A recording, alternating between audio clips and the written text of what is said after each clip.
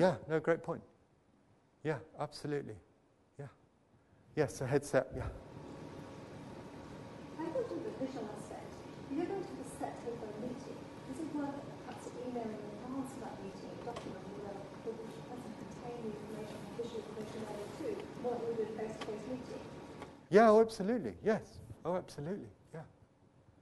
Just one point, because I'm very conscious of time that I want to get in, is one of the biggest things, we've talked a lot about what you say. One of the huge things in the phone is your sound. That can be a big block. Research shows that most unsolicited calls fail because people sound boring or they sound monotonous. And how that comes about is from your state. So, look at the times of day when you make these calls. So how many of you go to the gym? How many of you work out? How many you like? Probably quite a lot of you, yeah? Try and schedule in when you call with when you've just done some exercise or you're feeling upbeat. Because what will happen is because you're at a higher energy level, you will sound more upbeat, you'll sound more credible, and you're more likely to get the outcomes that you want. Okay? And if that's not possible, then stand up. Stand up and take 10 deep breaths and just focus on what it is that you want from those calls, and it will affect your sound. Okay? And you can notice this, again, if we go back to recording, and I promise I will answer the gentleman's question at the back, is that you can hear the difference and hear the difference in the impact. So be aware of that. So think about the formula, feel, sound, opportunities. Okay, I'll say that again. Write that down. Feel, sound, opportunities. Because how you sound will affect how you feel, which will affect the outcomes you get. Yes. Just a point, really. I can't remember where this came from, but I remember years ago, in my previous role, sometimes just having a smile. If you force yourself to smile before you pick up the phone, that will actually, your engagement with the person on the other side of the phone differs tremendously. And it's just as simple as a smile. Yes, it does work beautifully. The only thing is, if you actually don't feel that happy, that would be only my provisor. Absolutely, yes. If you stand up, and again, it's part of your mental. If you sort of feel positive, think positive, it will come across in your voice. Absolutely. And if you're smiling, then that can come across in the call as well. Yeah, absolutely. Yeah, lovely point. Thank you. Any more questions? I think I'm probably running over my time, aren't I? Am I all right? I'm okay, good. Any more questions before I answer the gentleman's question at the back? Yeah. Yes. Can you just repeat that again? That's about something about them, something that captures their attention. Yes. What it is if you, once you've done your research, if you distill that into one sentence, so it could be something like, I'm calling you about your second round of venture capitalist funding. I'm calling you about your European expansion strategy. I'm calling about your cost-cutting initiative. So something which is, and Heather was talking about, you can pull down various reports of what's going on in organizations. It's that. And it's a very nice soundbite, and it's not lengthy. So it doesn't involve you saying a lot. That's the thing.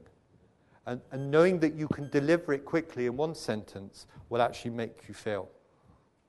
One other very good point. Sorry, go on. Could you say closing out the process? Because what you're talking about is really prospecting and opening up the communication, rather than to finishing off the call. To finishing off rather than... Yeah. Like how do you finish off a good call? How do you finish? Yeah, okay. Good question. Okay. Let me kind of just add something to the initiation. If you listen to really bad calls that come through to you, the people speak very quickly, don't they? Hi, it's John. Have you got a minute? How are you doing? Yeah?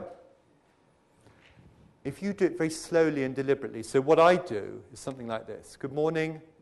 It's David Festenstein. And I pause because what I want to listen to is tonal information that's going to come back to me.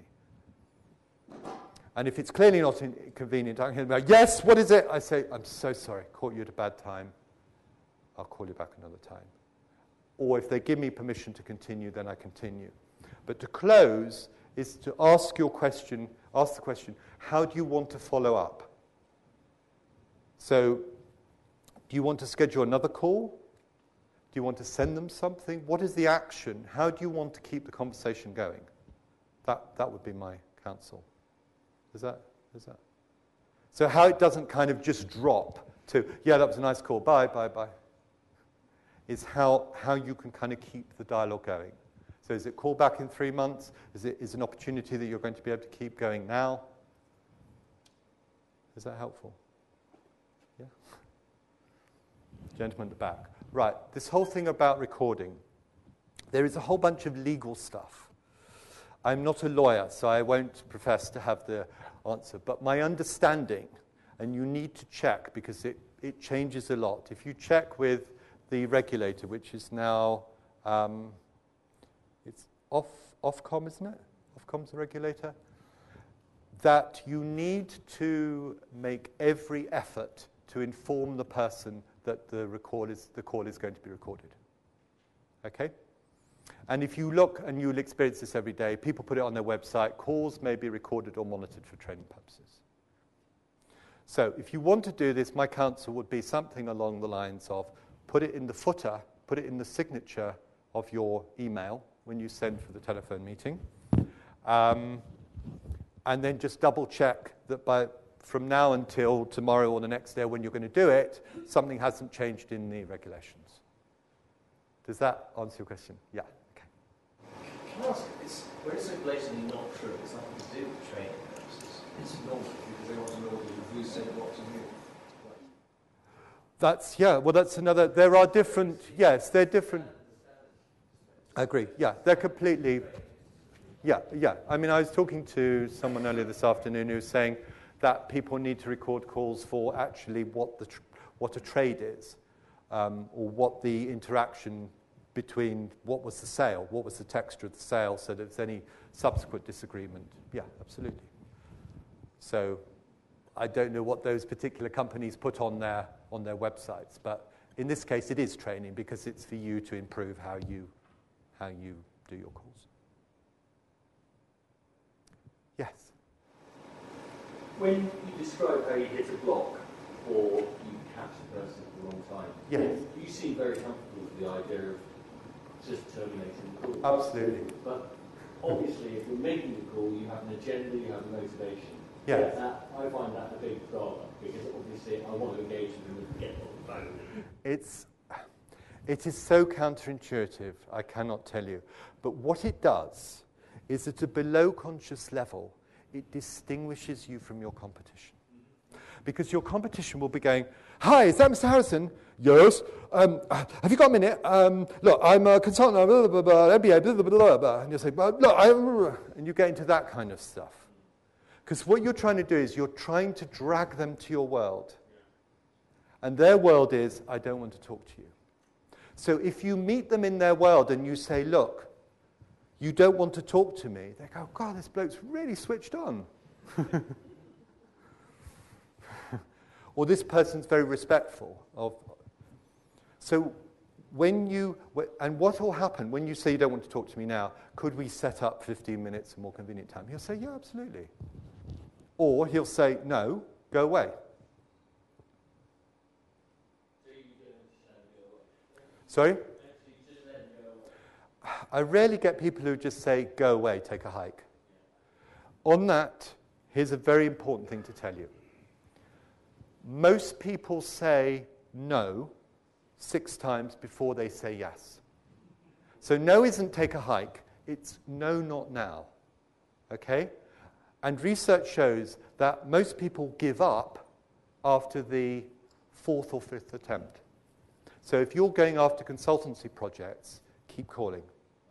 How often? I would say every week. So you're not hounding the person, but it's a nice, graceful, considered way.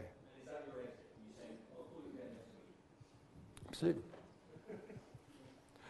No. Oh, no. I establish with them. No. I don't do it like that. Oh, absolutely, no. I say, I ask them, when would be a good time? And they say, well, actually, we haven't done the budgets yet. Can you give me a call in 3 months? And you go, that's fine. But you might call them in 3 months and they'll say, oh, we haven't quite done the budgets yet. You go, okay, that's fine. When would you want me to go? And you keep doing it. So keep a database and make regular calls. So it's a bit like the fruit, okay? 5 a day. So do your 5 a day new calls and 5 a day follow-up calls.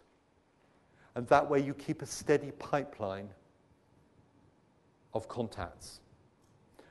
Where it doesn't work is when you keep calling, and this is the real kind of caveat here. Whatever you do is watch out for people who are very nice.